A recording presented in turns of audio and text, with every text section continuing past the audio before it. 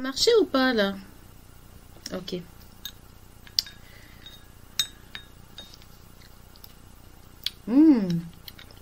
Du bon miel avec du citron. Bonjour à tous. Bienvenue chers abonnés. Je suis dans ma cuisine. Je suis en train de déguster un bon miel. Un bon miel avec du citron. Vous savez que le miel c'est très bon.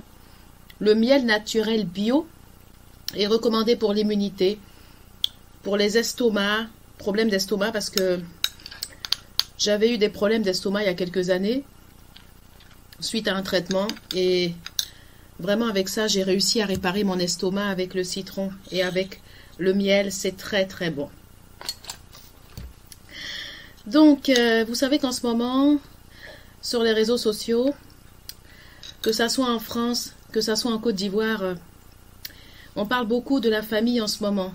On parle beaucoup des enfants, du mariage, de la vie de couple, des relations enfants-parents.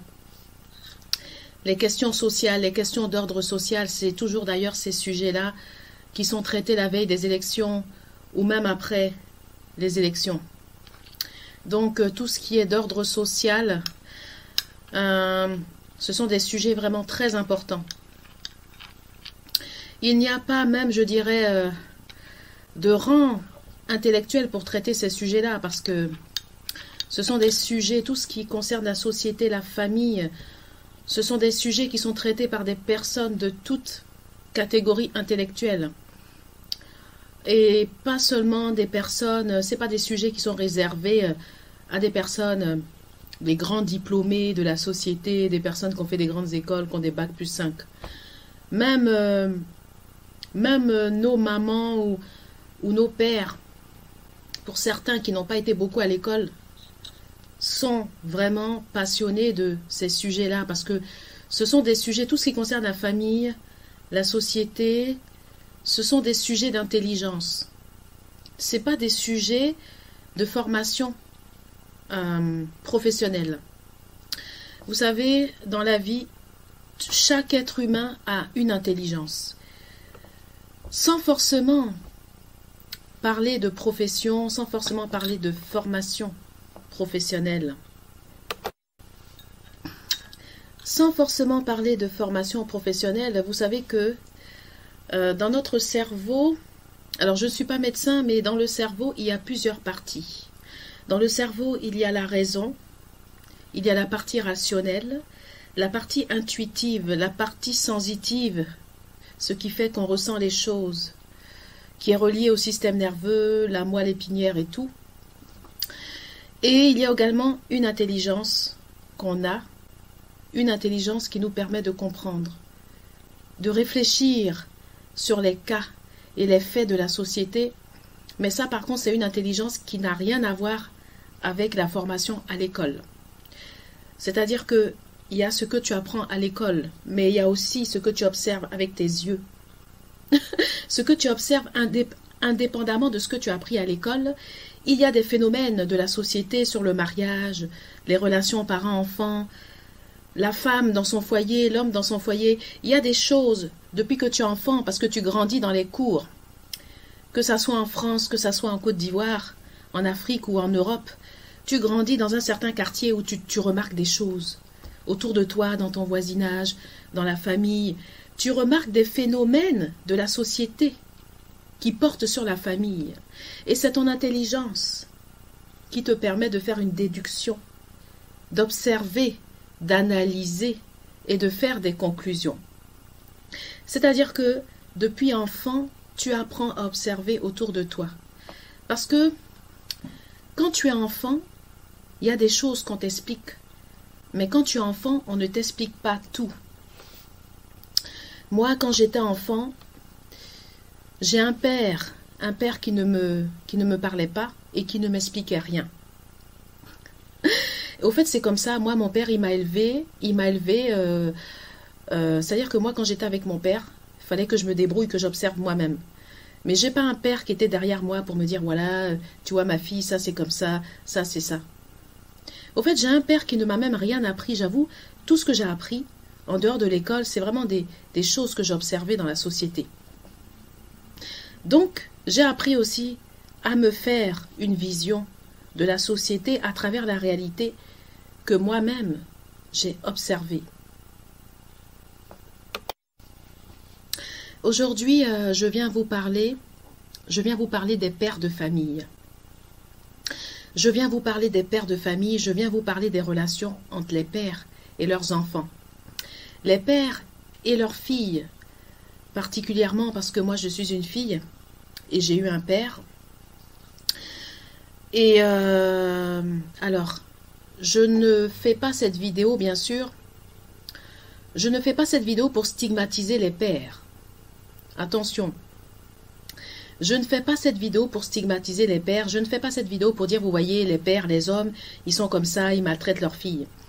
Donc, ce n'est pas le but de ma vidéo. Mais le but de ma vidéo aujourd'hui, c'est de traiter un cas particulier de certains pères. Bien sûr que tous les pères ne sont pas comme ça. D'ailleurs, moi, je connais des filles dans mon entourage qui n'ont pas des pères comme moi et qui n'ont pas eu un père comme moi. Donc, bien sûr que tous les pères ne sont pas comme ça. Mais aujourd'hui, je vais vous parler de certains pères. Certains pères qui sont pères, mais qui ne sont pas honnêtes d'être pères. Comme on dit dans la chanson de Stromae. Papa où t'es, papa où t'es, papa où t'es. Donc Stromae, je ne sais pas, vous connaissez Stromae, d'ailleurs il est revenu, Stromae est revenu il n'y a pas longtemps. Je vais parler de lui sur ma chaîne parce que j'ai une histoire à raconter par rapport à Stromae, vraiment assez marrante. Parce que, oui, je me suis trouvée nez à nez avec Stromae dans un studio. Ça fait très longtemps. Et c'est pour ça que j'ai pensé à Stromae. Donc, dans sa chanson, Stromae, lui, il n'a pas voulu stigmatiser les pères de famille. Mais il a voulu critiquer un cas particulier de père de famille. Mais ça ne veut pas dire que c'est tous les pères qui sont comme ça. Bonjour, bonjour à tous. Bonjour à tous. Alors, bienvenue à nouveau. Alors, j'ai pas beaucoup de lumière. Le temps est assez bizarre aujourd'hui, mais bon, je vais réussir à faire ma vidéo. Donc, comme je disais que il y a certains pères qui ne sont pas honnêtes d'être pères. Moi, je trouve que quand tu es un homme, tu n'es pas automatiquement père. C'est comme quand tu es une femme. Quand tu es une femme, tu n'es pas forcément faite pour être maman. Et quand tu es un homme, c'est pareil. Donc, moi, personnellement, je trouve que si tu es un homme que tu n'aimes pas les enfants, si tu es un homme que tu sais que tu ne vas pas pouvoir supporter un enfant, tu ne vas pas pouvoir éduquer ton enfant, ni même lui apprendre quoi que ce soit. Si tu es un homme et que tu ne peux pas donner les chances à ton enfant de réussir, si tu es un homme et que tu ne peux même rien laisser à ton enfant, même pas une assiette, si tu es un homme et que tu vas abandonner ton enfant dans la rue, si tu es un homme et que tu ne peux rien apporter à un enfant, et que tu peux que le rendre malheureux sur la terre, même pas discuter avec ton enfant, ni même capable d'aimer ton enfant, eh ben moi, je suis désolée, mais je trouve que c'est pas honnête de faire un enfant. C'est pas honnête de faire... Ces hommes qui font des enfants, ces hommes qui ont des enfants et qui n'aiment pas les enfants, ces hommes qui ont des enfants et qui sont incapables de discuter, d'aimer un enfant, c'est pas la peine d'avoir un enfant. Il vaut mieux même carrément ne pas avoir d'enfant.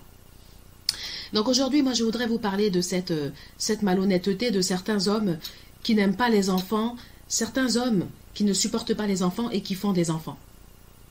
Moi, je n'arrive pas à comprendre. Est-ce que c'est une question de virilité, de dire qu'on est viril ou qu'on n'est pas viril? Mais de toute façon, qu'est-ce que les gens en ont à foutre? Qu'est-ce que les gens en ont à foutre? Je veux dire, tu es un homme, que tu sois viril, que tu sois pas viril, mais ça on s'en fout. Les gens n'en ont rien à cirer.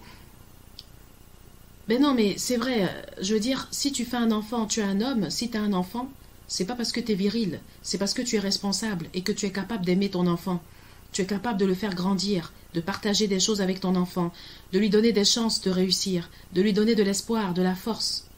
Mais à partir du moment que tu es un homme et que tu n'es pas capable d'apprendre quoi que ce soit à ton enfant, ni même de lui faire une lecture, et même de le soutenir, c'est pas la peine d'avoir des enfants.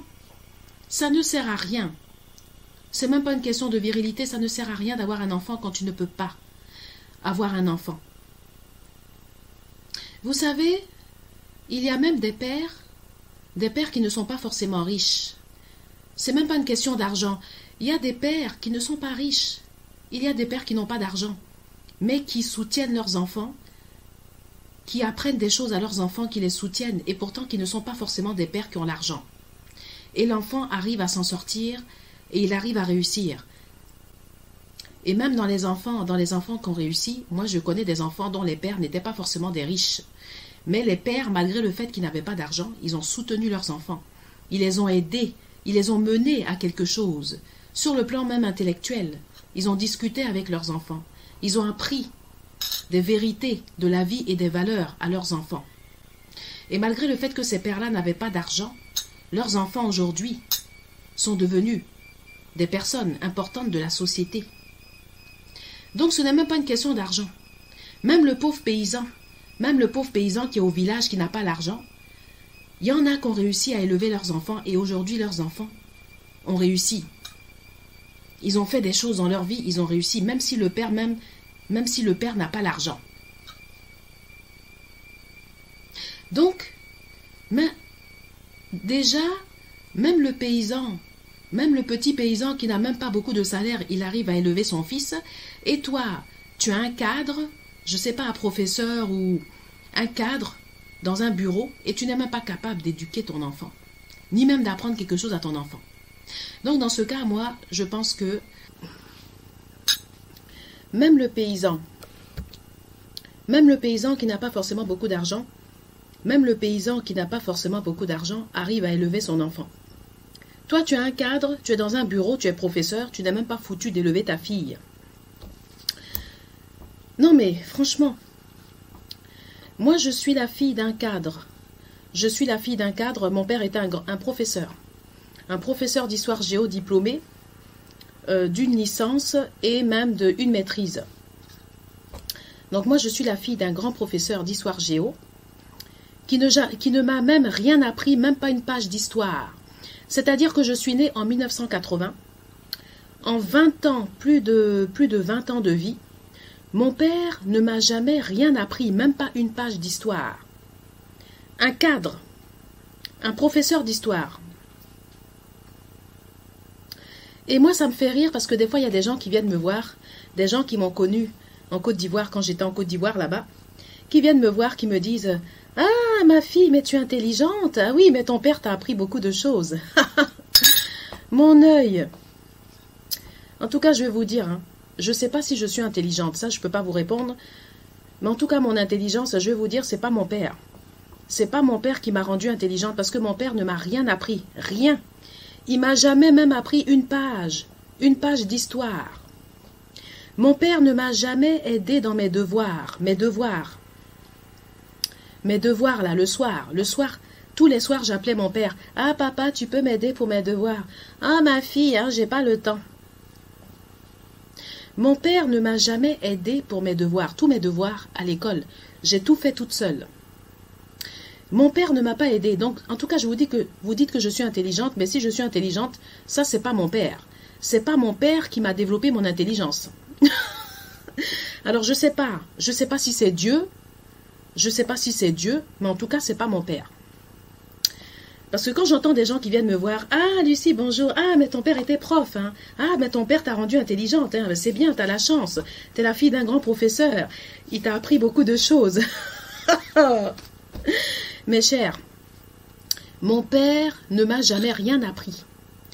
Mon père ne m'a jamais rien appris, je vous assure, en 20 ans de vie, même plus de 20 ans de vie.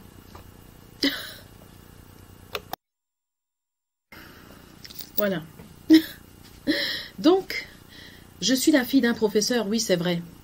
Je suis la fille d'un cadre, oui, c'est vrai. Il y a des gens qui viennent me dire, ah, t'as la chance, ton père était un cadre. Oui, c'est un grand professeur. Mais oui, mon père était un grand professeur, oui, un grand intellectuel. Un grand intellectuel qui ne m'a jamais rien appris, même pas une page de français, ni d'histoire. Je suis la fille d'un grand intellectuel qui m'a jamais rien appris, qui m'a même pas suivi ni aidé dans mes devoirs à l'école. Ni même au lycée, parce qu'au lycée, je faisais mes devoirs toute seule, et même pas au collège. Il m'a rien appris. Donc moi, c'est pour ça qu'aujourd'hui, je viens sur les réseaux sociaux, pour dire que, à certains hommes, si vous n'êtes pas capable d'être père, si vous n'êtes pas prêt à apprendre des choses à vos enfants, à aider vos enfants et à soutenir vos enfants, ne faites pas d'enfants. Ça, c'est un conseil que je vous donne. Faites des enfants seulement quand vous êtes capable d'aimer et de soutenir un enfant et de le suivre à l'école. Si vous n'êtes pas capable de suivre vos enfants, vous n'êtes pas capable d'aimer vos enfants, de les aider, de les soutenir, de leur chercher des opportunités de réussite, ce n'est même pas la peine. Ne vous fatiguez pas. Et quant à la virilité, ça, la virilité, on s'en fout. On s'en fout. On ne va pas aller chez vous, savoir si vous êtes viril, vous n'êtes pas viril, ça, c'est pas notre problème. Voilà. Nous, ce qu'on veut, c'est des hommes responsables, des vrais pères de famille. Pas des hommes virils. Non, non, non. Pas des hommes virils. Des hommes responsables et des vrais pères de famille. Voilà, c'est tout ce qu'on demande.